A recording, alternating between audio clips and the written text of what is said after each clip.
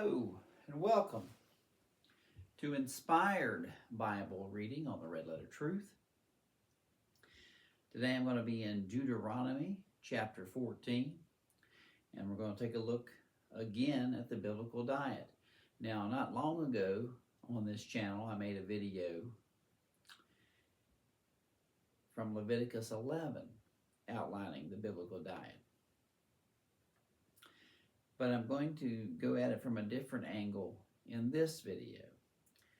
Last video, I made the point that God has determined what is clean and what is unclean for us, and that in that we should follow God's recommendations or guidelines or commandment or whatever you want to call it as to how to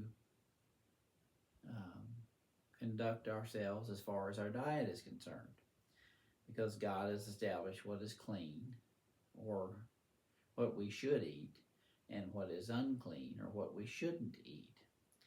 And there's still plenty of people today that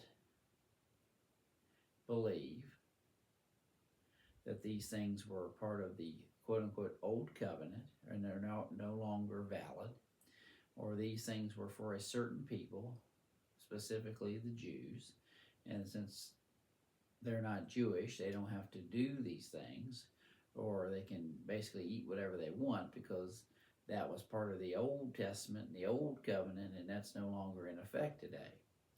Well, so today's reading from Deuteronomy 14, it's essentially going to list the same things that were listed in Leviticus 11. But I'm going to go further with my explanation as to why God said what is clean and what is unclean, and that should establish a basis for further substantiation of the fact that we still need to adhere to the clean and unclean today. Not only because God said it, of course, that is the main reason, because God said it, but why God said it. Why did he even determine what was clean and unclean? And once we establish that, we can see that the reasoning behind his determinations of those things substantiates the fact that today, to this day, we still need to adhere to what is clean and unclean in our diet. So we're going to look into the reasons why God said such and such is clean, and this is that, and that's unclean. And once we determine why he said that, we can see that to this day we still need to adhere to those things. So thanks for tuning in. Inspired Bible Reading, Red Letter Truth. Please comment, like, subscribe to the channel. And again, I'm going to be in Deuteronomy, or Second Law, as it's translated. Second Law, because God gives the commandments again in Deuteronomy, as he did in Exodus. So Second Law, chapter 14, Deuteronomy 14.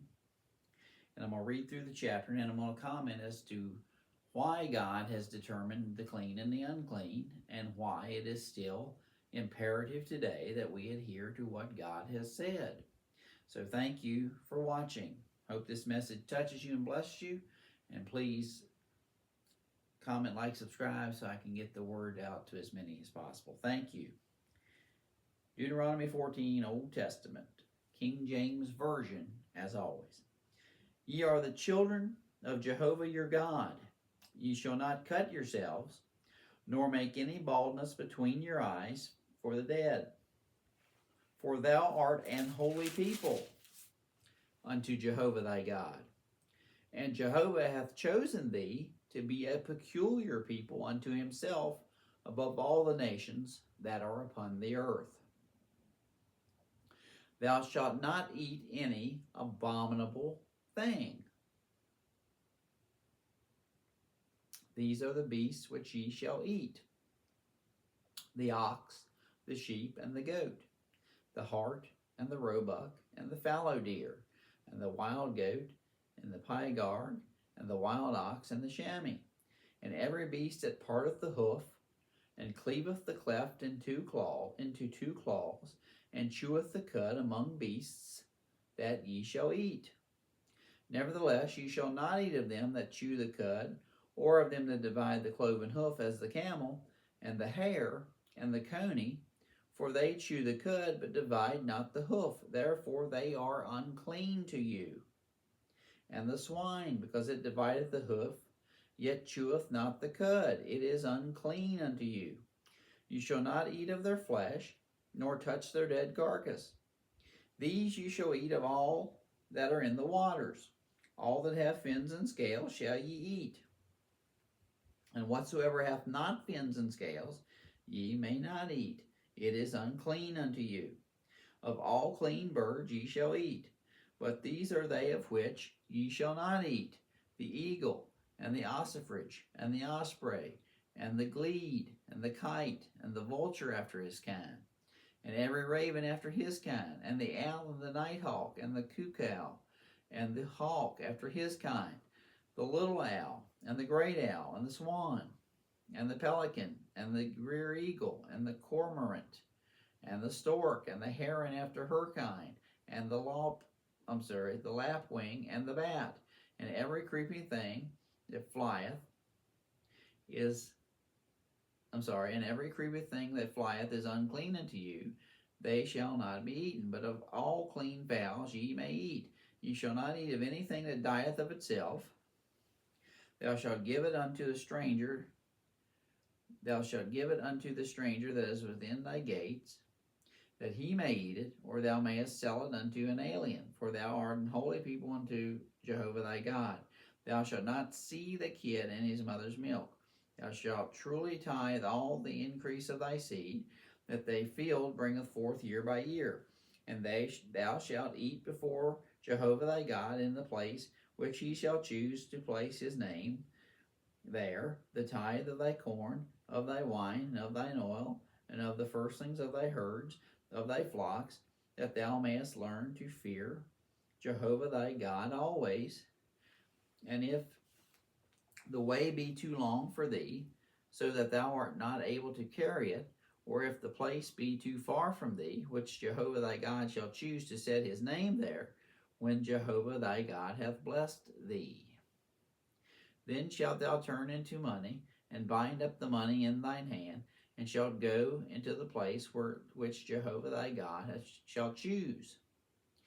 And thou shalt bestow that money for whatsoever thy soul lusteth after, for oxen, or for sheep, or for wine, or for strong drink, or for whatsoever thy soul desireth. And thou shalt eat there before Jehovah thy God, and thou shalt rejoice, thou and thine household. And the Levite that is within thy gates, thou shalt not forsake him, for he hath no part nor inheritance with thee. At the end of 3 years thou shalt bring forth all the tithe of thine increase the same year, and shalt lay it up within thy gates. And the Levite, because he hath no part or inheritance with thee, the stranger and the fatherless and the widow which are within thy gates, shall come and shall eat and be satisfied, that Jehovah thy God may bless thee in all the work of thine land which thou doest. Okay, so we saw again what's clean and unclean according to God, Jehovah God. And it's the same story as we saw in Leviticus 11. God has made a determination that this animal is clean and this animal is unclean. We can eat the clean, but we can't eat the unclean. It's an abomination to God, Jehovah God, to eat the unclean animal. It's an abomination to him. And it tells us in Revelation, this is Deuteronomy, the beginning of the Bible, and at the end of the Bible, in the book of Revelation, it tells us 21:8, I believe. I gotta make a quick look here to make sure I'm not misquoting, but I believe it's 21:8. I referred to it in the last video regarding the diet. I believe it's 21:8. I just want to confirm. Yes, 21:8. Let's read it real quick. But the fearful and the unbelieving and the abominable And murderers and whoremongers and sorcerers and idolaters and all liars shall have their part in the lake which burneth with fire and brimstone, which is the second death. So abominable people will not be in the kingdom of heaven. They will suffer the second death according to Revelation 21:8. Well, if you eat unclean things, which are an abomination to God, then you are, quote unquote, abominable. So let's go back to why God has determined what's clean and unclean, to give us more insight into the fact that we should and shouldn't eat these things. We should eat the clean, we shouldn't eat the unclean. Why? Why did God say, well, this animal's clean, you can eat that. This animal's unclean, you cannot eat that. It's an abomination to me.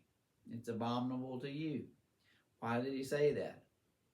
It all hinges on the diet of the animal in question.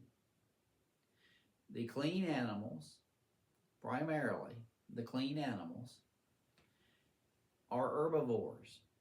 In other words, they eat plant life. They eat a clean diet. Furthermore, the clean animals laid out by God have a very efficient digestive system. So not only are the clean animals eating a clean diet, so to speak, of vegetables or herbs and leaves and green things, healthy stuff, they have an efficient digestive system. So when we consume that animal, we're not getting any ill effects from that animal's diet or ill effects from that animal's digestive system, because their digestive system is efficient in processing their food. Now let's look at the unclean animal. Well, they have a very poor diet. They eat dead things. They eat rotten things. They eat what we consider slop or garbage. And then on top of that, typically they have poor digestive systems or inefficient digestive systems. So therefore that animal is determined to be unclean because it's unhealthy in what it eats and it doesn't process the food that it eats well. So therefore it's unhealthy for us to eat that animal. So God didn't just come along and say, well, you can eat this and you can't eat that just to be saying it. He said it for a reason. The reason is based upon the animal's diet and digestive system. So clean animals are typically herbivores, which is a healthy, clean diet with an efficient digestive system. Whereas an unclean animal comes along and eats all kinds of repulsive things and can't properly digest it or efficiently digest it, making the animal unclean and unhealthy for us to eat. That's why God had determined what's clean and what's unclean. Not because he just felt like it. He had a reason for doing these things. Why he determined something clean and unclean. So that further substantiates why we need to follow what he said. Not just because God said do this, we need to do it. Well, of course that's a good reason to do what God said. I mean, to do something because God said it or said not to do it, and it's a good reason not to do it. But there's reasoning behind it, not just because God said it, but the reason he said it. And he said it because the makeup of the animal's diet and digestive system. That animal's clean and healthy for us to eat it. That animal's unclean and unhealthy for us to eat, don't eat it. Well, did the diets and digestive systems of the respective animals from that point in time when God laid these biblical diet, when he laid this biblical diet out, did the diet and digestive system of the animals change? No. So therefore, today, they're still clean or unclean as determined by God, based on the fact that they still eat the same things and they still digest them the same way. So they're still clean and unclean today. So we need to eat what is clean and avoid what is unclean today. Thanks for tuning in. God bless. Thank you.